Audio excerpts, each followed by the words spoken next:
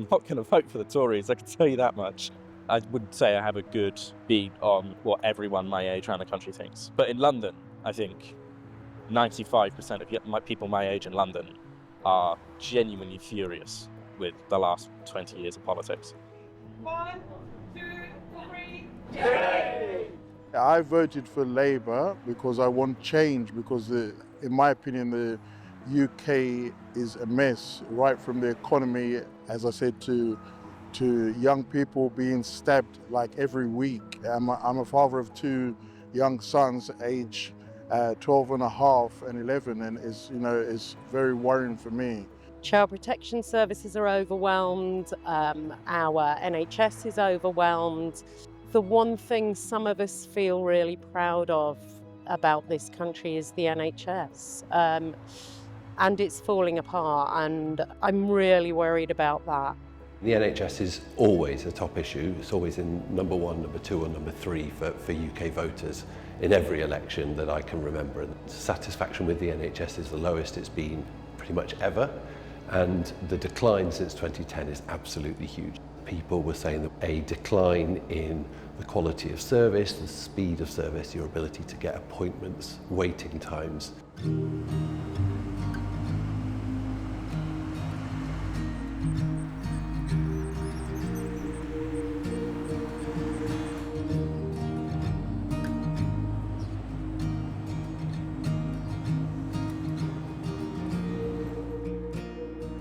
The number one issue that we face in the UK is our economy being too weak. We haven't had enough growth in the economy for the last 14 years. And because of that, people are worse off than they would have otherwise been. We've had the longest squeeze on living standards, pretty much on record in the UK. If you want to stop the chaos, you have to vote for it.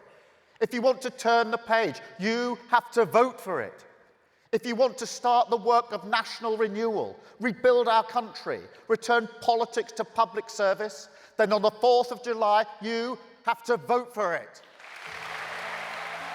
So I'm a first-time voter in this election, and Labour actually has a plan for young people, people like me who one day would love to own a home, would love to have a career, that under the Conservatives, unfortunately, that's a future that has been made increasingly more uncertain. I'm out to try and change my future and the future of my peers. My parents were always very hardworking, but they also realized that they benefited from a wealthy background and had opportunities that were not available to others. So I grew up very acutely aware of my own privilege. That's basically what led me to work for the Labour Party, because I wanted other people to have a similar start in life. I'd say to a significant extent this election is about the past, because we have a government that's been in power for 14 years, and this election is a judgment on the last 5 years when we've seen such total political instability. Insofar as there is an issue, it is the economy, it's the cost of living, it's the state of our public services. If you have a cost of living crisis, that's going to be what people talk about.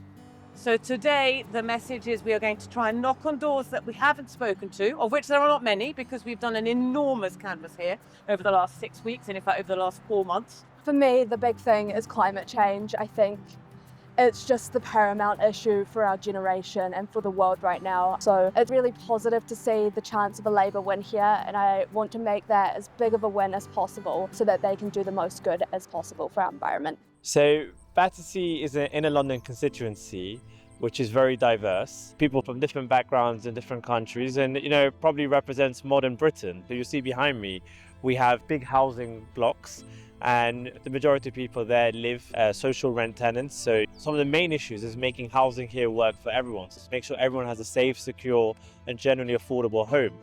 You're talking about a country that is not growing rapidly right now. It is not generating the revenues that are required to do big and bold things, and they've got plenty of maintenance issues like national health care here, the NHS. There's also a push for them to do more on climate. I think, how far they can move at that is really going to depend on the availability of resources. Two biggest issues for this area. One is sort of petty theft, so phones being stolen, watches being stolen by people cycling. It used to be the case that you couldn't really buy a home. Now people can't even rent a home, particularly in our commercial centres like London. Starting in the 1980s, We sold off all of our social housing, our council housing, and we just haven't replaced that stock at all. I think the most important thing is to actually get some economic growth back into the country. We've seen the states have, under your president, have managed to do good work in terms of trying to rebuild the economy after the pandemic. So I think getting the economy working again to create the jobs and create the employment opportunities is going to be absolutely fundamental. What Biden is trying to do in the United States is to rethink the proper relationship of states to markets. That government has to come in, not to eliminate markets, but to restructure markets in the interests of spreading the benefits of capitalism to a far greater part of the population. For me, it's really the economy, because where parents are not being paid or adults are not being paid, it affects the children and it affects the environment that they live in as well. If there's nothing to do, there's no jobs available, then you're going to see street crimes, you're going to see frustration on the streets. We've had successive hits and hits over the course of the last few years, whether it be the energy prices or the mortgage or the food shopping or the cost of their after school club. Everything like that has just gone up and up and up and up. Wages haven't kept pace with it. No, not at all. I mean, and just everybody that I've spoken to feels exactly the same way. If Starmer is elected on July 4th, as I expect him to be, I think you'll see a lot more flexibility and a lot more innovation in the realm of economic policy than what Blair was known for 20 years earlier. 4.5 years of work changing the party. This is what it is for. A changed Labour Party, ready to serve our country, ready to restore Britain to the service of working people.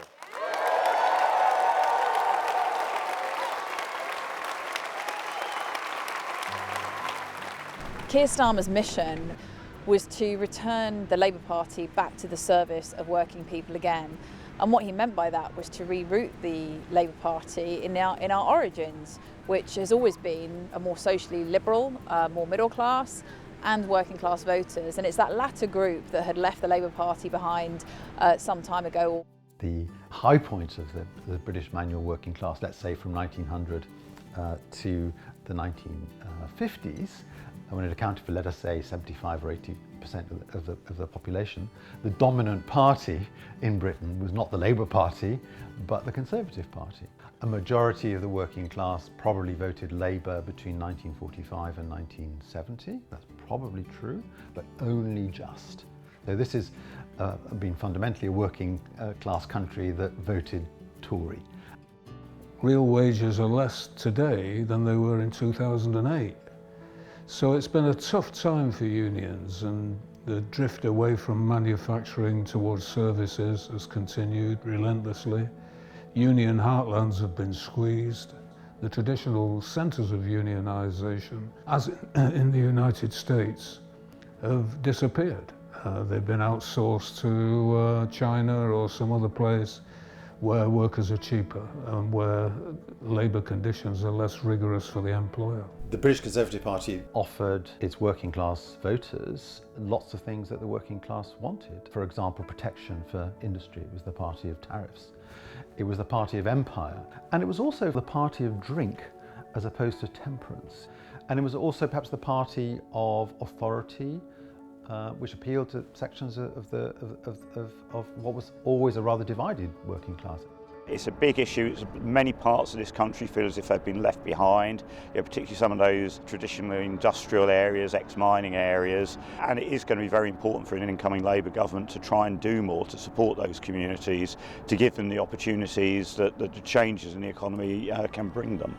So good industrial policy is worker friendly, and part of it is growing and supporting the industrial sectors that have been in decline over decades. So whether you're talking steel or building cars, building trains, part of the aim of an industrial strategy ought to be to halt that decline and to kind of get those industries in a place where we're still making things. The demise of the traditional industries has been very demoralising for different communities, especially men within those communities. It's not like there were other jobs for many of them. So very poor mental health is a way by which you might see a fallout from men losing the pride they would have in their job, the companionship they would have in their jobs, and not seeing their work fellows every day. So it's not phasing them out. It's converting those industrial facilities so that they can make green steel with electricity and with hydrogen rather than with coal, but still to maintain the jobs, to maintain the pride that there is in those jobs and the kind of communities that grow up around them. So Starmer has introduced a policy which was the New Deal for working people, which was about modernising that framework, applying rights to flexible working, to improving recognition for unions, but also for other types of collective bargaining to improve wages.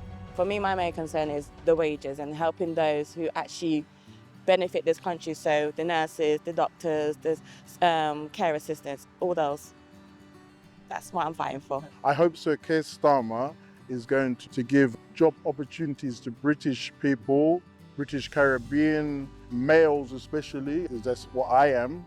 I have 2 sons who are going to be adults in the next like 5 to 6 years. So if Labour are to win the general election this time, they can't do it without winning working class voters in this country. It shows that it is possible for centre-left parties to win working class voters in sizable numbers again.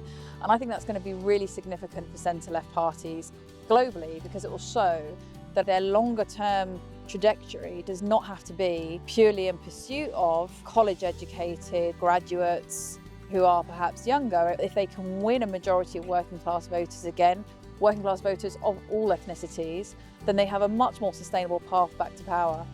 It feels like both our main parties have come worryingly close together, and that's a real concern of mine. I'm hoping for a swing to Labour nonetheless. I'm guessing I'm probably happier to be voting here than voting in America right now. Predicts that Labour will have captured 410 seats out of 209. These are the first indications of what may unfold.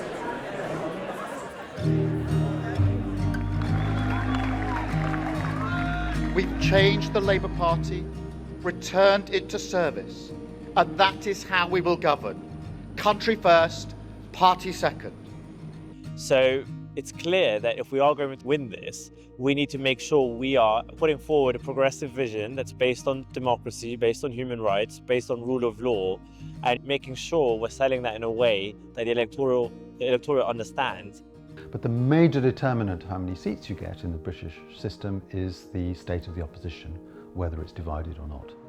I think the Labour Party spent a lot of time listening to people, thinking about what it is that they're actually concerned about, looking at what we can realistically do to make a change that will impact them in whatever time frame. We didn't promise the world. We didn't go out there saying we're going to transform everything immediately, and these are the things that you've told us you're concerned about, and we've understood, we've listened, and we're going to deal with them. It's absolutely clear that there's a shift away from the Conservatives. That shift is not all to Labour. Some of it is to this new Reform Party, which is a nationalist party, led by Nigel Farage, friend of Donald Trump, by the way. He is on an anti-immigrant platform, he's on a cut taxes platform, he's on all the deregulation agenda and so on.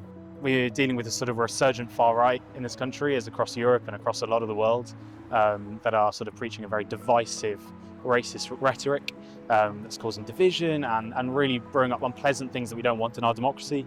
Well, autocracy is rising in most places in the world now. The far right, challenging the validity of democracy as a political system, seeking to invest more and more authority in the hands of a single individual or a small party. Trump in the US, Modi in India, Erdogan in Turkey, Putin, of course, in Russia, perhaps Le Pen or her successor in France. A sizable portion just feel really disillusioned with politics in general, are planning on voting for reform, which is campaigning on immigration. So there is still a battle in our communities about whether those working class communities are spoken for by the political left or by the political right. In the United Kingdom, we're about to elect a centre-left government. In the Nordic countries, the Social Democrats did pretty well in the recent European elections. In Spain and Portugal, the centre-left is doing quite well. Some countries are drifting leftwards while others are drifting rightwards. The problem is that it's some of the key countries that seem to be drifting rightwards. The long-run trend in UK politics has been for a decoupling of the parties from the class system. So back in 1997, the job that the chief income earner in your household did was a really great predictor of how you were going to vote.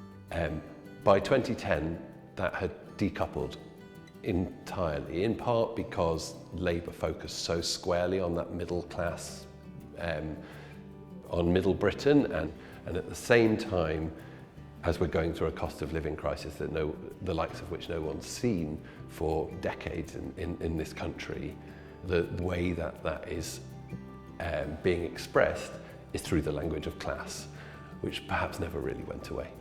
Now, from the union point of view, we can never compromise with the nationalists. We can't run down the road of being nice to them. Labour must keep to its principles very, very tightly, very strictly, and fight it, because it's a disaster for working people going in that direction. One important difference between the British and American political systems is that it's much more volatile here than it is in the United States, in the following sense, that you can get huge swings from one election to another. In the 60s, from election to election, there was about 13% movement from one party to the other. Today, it's around 60%. So there's been a significant change in this country.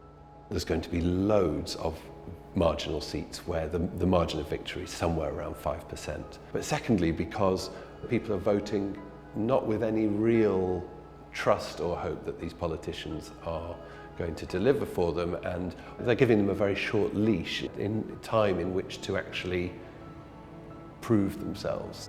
However big Keir Starmer wins on Thursday, it's hard to imagine a scale of victory that is enough to assure him of victory next time, because voters are so volatile. For too long now, we've turned a blind eye as millions slid into greater insecurity. Nurses, builders, drivers, carers, people doing the right thing, working harder every day, recognised at moments like this before, yet as soon as the cameras stop rolling, their lives are ignored. The Labour vote has been a young vote. Young people are going to change the government of this country, and I think once this political moment is over, a new politics of the young will emerge, and that will be a much more realistic politics. It'll be a more ambitious politics. So I think for a lot of young people, the economy is the major issue. Making sure that we've got good jobs, making sure we can earn a good wage, and I think looking into the future, a lot of those kind of jobs and opportunities will come from clean energy and renewables, and hoping that there'll be action on that. We're looking at a world in 100 years' time that will look very, very different to what we have now unless we make drastic change. But that can only come if we do it equitably, if we raise everyone up at the same time. So wealth inequality, poverty are such big issues for us as well. There will be people who, from the climate side, will be talking about needing to transition everything as fast as possible without really a concern for what's going to happen to people who work in high carbon industries. I think we're getting to a place where that tension is no longer inevitable. So Labour's committed to building 1.5 million homes over the next 5 years. We will build the most amount of social and affordable homes in a generation. Now that's going to be very important here, because it's important that we build enough affordable homes so people can really base their roots here and do not have to move out. Now maybe with the new government, Labour say to us it's going to be more police on the street, protect us, because everybody has children and you're scared when the children go out, you don't know come back or not come back.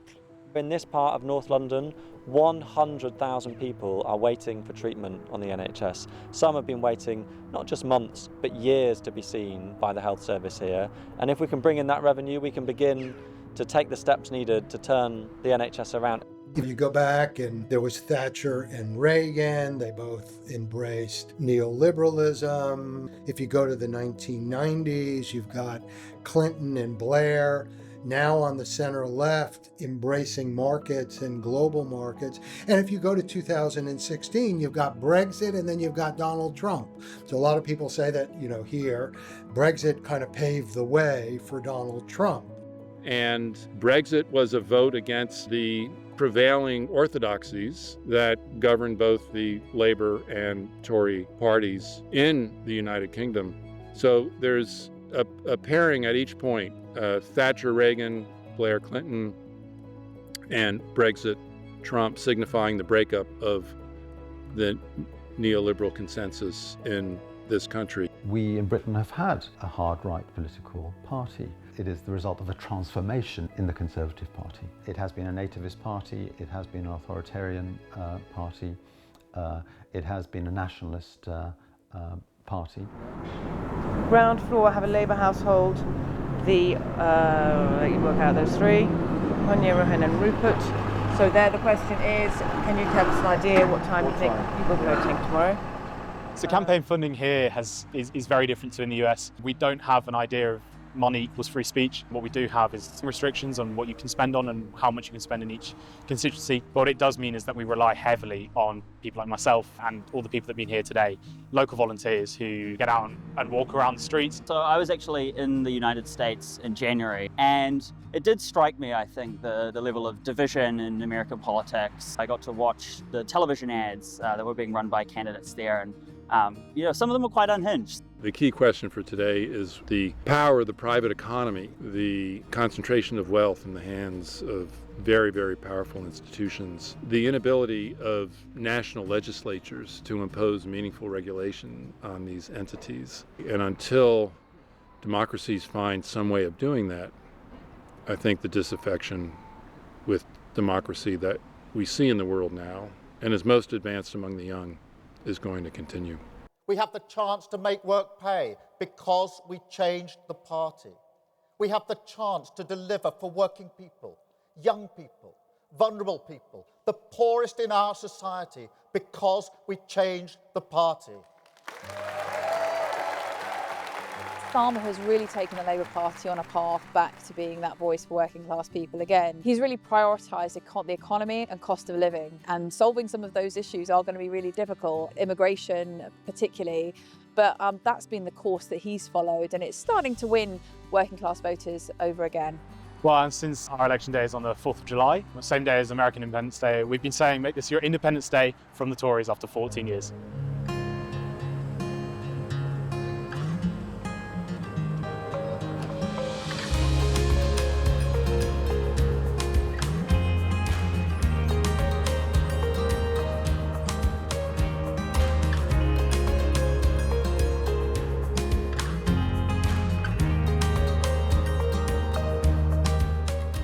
Es bonito sacrificar un día como el día de hoy, que es de votación. Como ciudadana vengo a dar el voto por Leiva y espero que ganemos mañana.